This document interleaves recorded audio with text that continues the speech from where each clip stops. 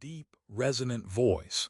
In the heart of the Mediterranean, where the sun-kissed waters meet the African coast, lies a secret that has been hidden for millennia, a city so ancient, so enigmatic, that its very existence was forgotten to the sands of time. But on this day, in the year 2000, a team of intrepid explorers stumbled upon a discovery that would rewrite the annals of history. The region, known as the Gulf of Aboukir, had been explored and excavated for centuries. Yet, amidst its seemingly barren landscape, the waters whispered secrets to those who dared to listen. It was here, in this unforgiving expanse of sea and sand, that a French-led team, led by Dr. Frank Gaudio, began to unravel the mystery. Imagine the anticipation as they set out on their expedition. A year's worth of meticulous planning, months of preparation, and finally the day had arrived. The sun beat down upon them,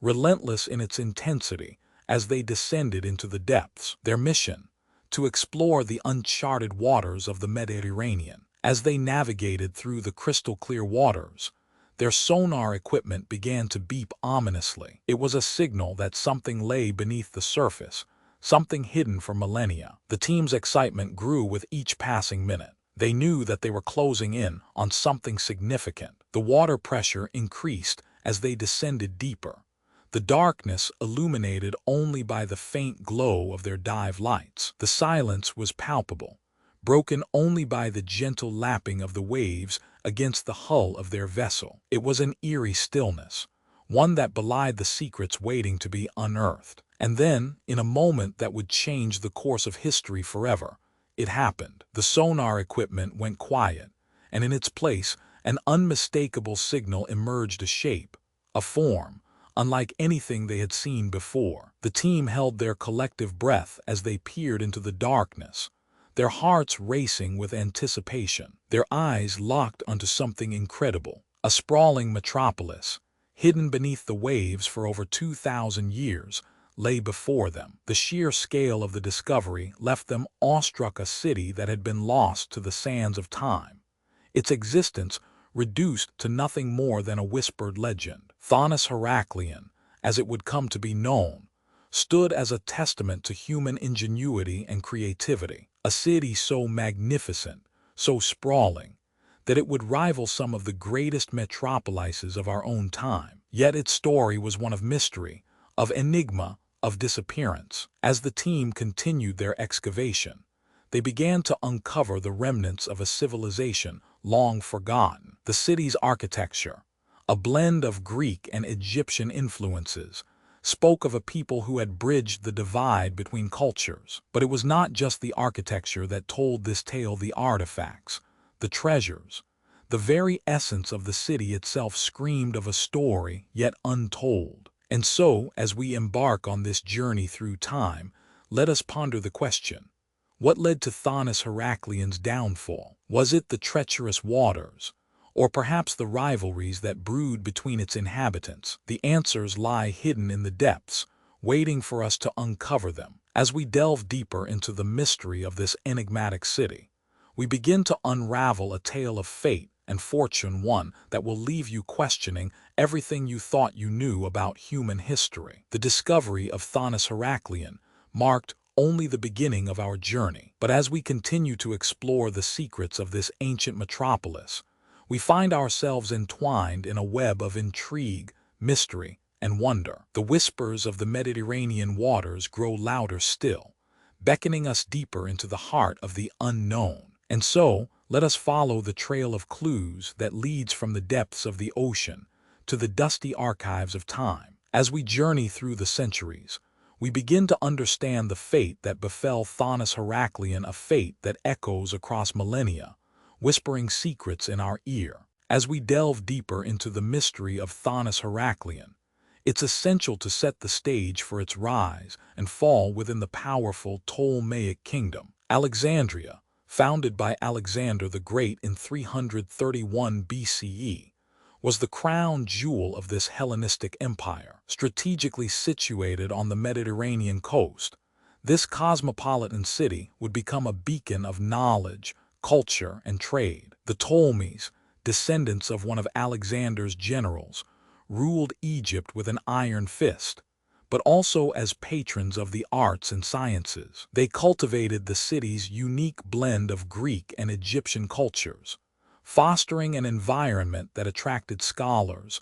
philosophers, and inventors from across the ancient world. Here, the likes of Euclid, Archimedes, and Eratosthenes made groundbreaking discoveries that would shape the course of human understanding. Alexandria's significance extended far beyond its cultural achievements. As a major hub of maritime trade, it connected Egypt to the rest of the Mediterranean, making it an economic powerhouse. Merchants and sailors from all corners of the known world converged on its bustling docks, bringing exotic goods and ideas that transformed the city into a melting pot. Yet beneath the surface of this vibrant metropolis, a complex web of politics and power struggles brewed. The Ptolemaic dynasty was marked by internecine conflicts, with each ruler vying for dominance over their siblings, relatives, and even their own spouses. This treacherous landscape made alliances and rivalries fluid,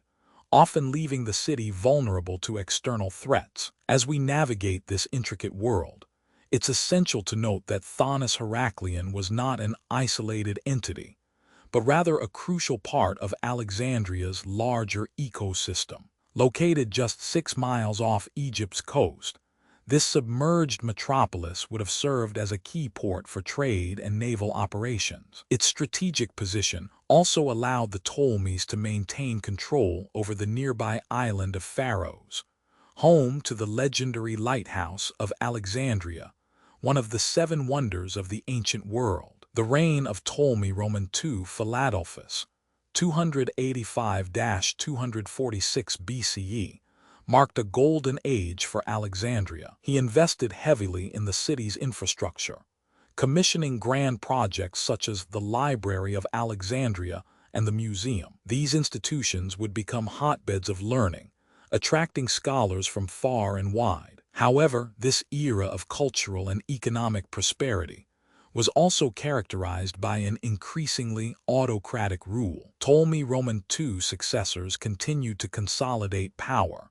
but at a terrible cost: the erosion of individual freedoms and the rise of a ruthless imperial administration. By the time Ptolemy Roman XIII, 51 BCE, 47 BCE, ascended to the throne, Egypt was on the brink of chaos. His tumultuous reign was marked by internal strife, external pressures from Rome, and a deepening economic crisis. As the empire teetered on the edge of collapse, Thonis-Heraklion's fate began to take shape. In the next chapter, we'll explore the devastating events that led to the downfall of this mighty metropolis. We'll venture into the heart of Alexandria's imperial politics and uncover the secrets hidden beneath its once majestic streets. The threads of power, corruption, and natural disasters will weave together in a tale of tragic loss and unexplained abandonment. As we stand at the threshold of this new chapter,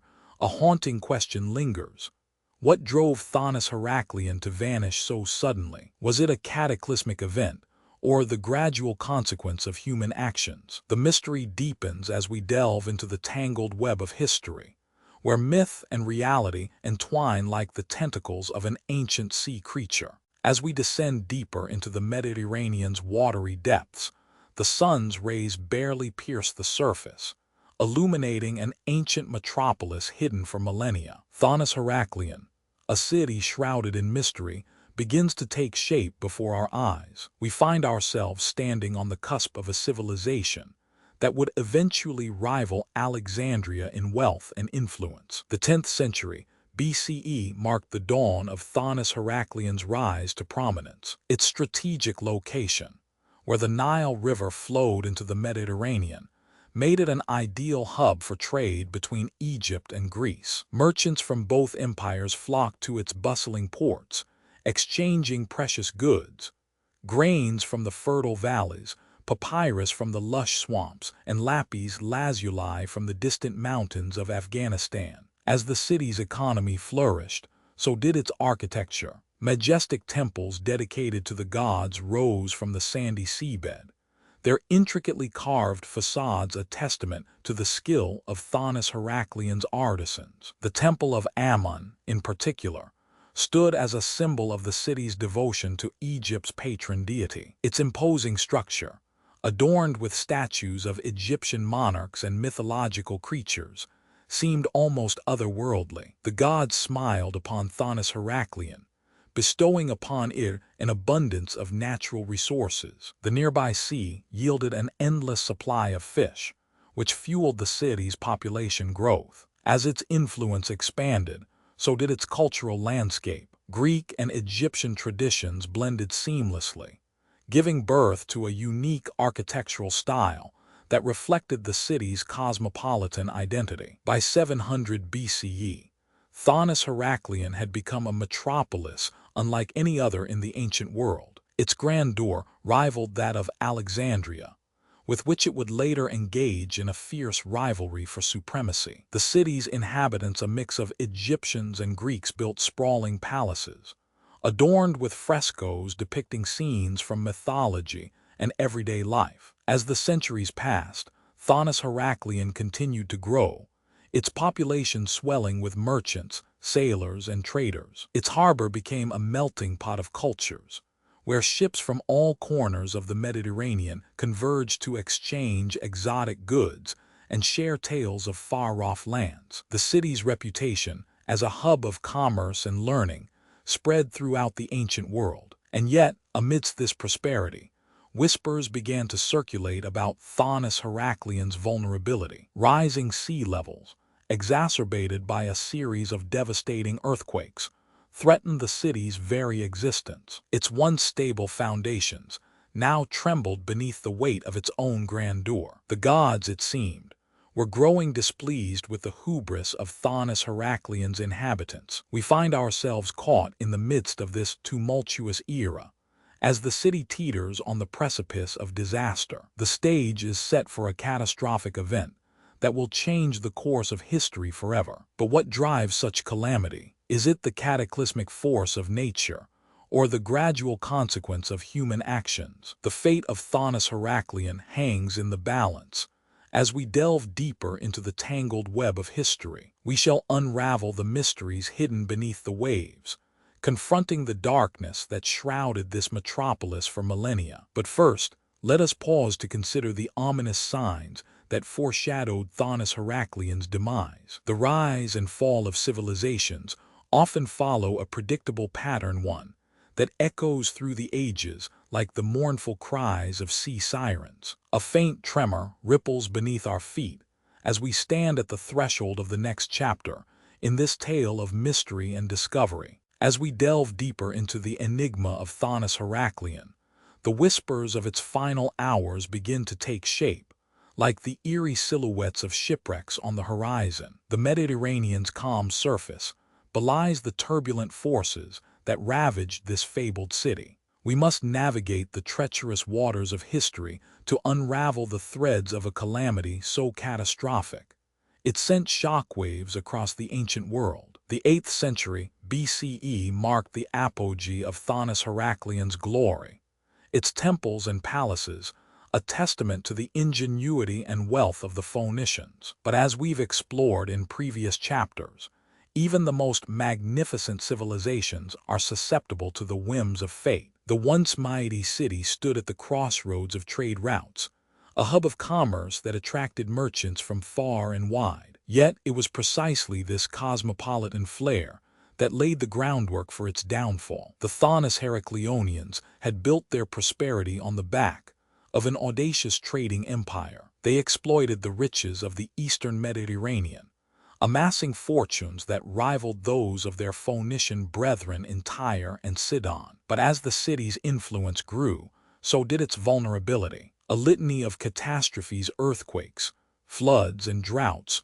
threatened to upend the delicate balance of Thonis-Heraklion's economy. One fateful day, a devastating tempest struck the city, its fury unleashed upon the unsuspecting inhabitants. The historian Herodotus would later describe this cataclysmic event as the calamity that befell the great city. The exact nature of this disaster remains shrouded in mystery, but archaeological evidence suggests it may have been a tidal wave, triggered by an earthquake or landslides in the nearby mountains. As the waves crashed against the shore, Thonis-Heraklion's defenses were breached. Water flooded into the city's lower districts, inundating homes and businesses. Panic set in as panic-stricken citizens scrambled to flee the rising tide. Those who attempted to escape were met with chaos, rubble-strewn streets, abandoned goods, and debris-filled canals. Meanwhile, the city's ruling elite struggled to stem the disaster. Records from that era hint at a complex web of alliances and rivalries between Thonis-Heraklion's various factions. As the catastrophe unfolded, allegiances were tested and power struggles intensified. Was it an earthquake-induced tsunami or an intentional act of sabotage? We may never know for certain, but one thing is clear. The very foundations of Thonis-Heraklion began to crumble. Yet, even as the city succumbed to disaster, its people refused to abandon their beloved metropolis. A glimmer of hope flickered. Perhaps the calamity could be reversed. Perhaps a grand reconstruction effort would restore the city's former glory. Alas, these hopes proved short-lived. As the waters receded, they revealed a bleak landscape, ravaged buildings, shattered artifacts, and shattered dreams. Over time, Thonis-Heraklion's demise became the stuff of legend. Ancient texts speak of the sinking of the great city, or the swallowing of the gods.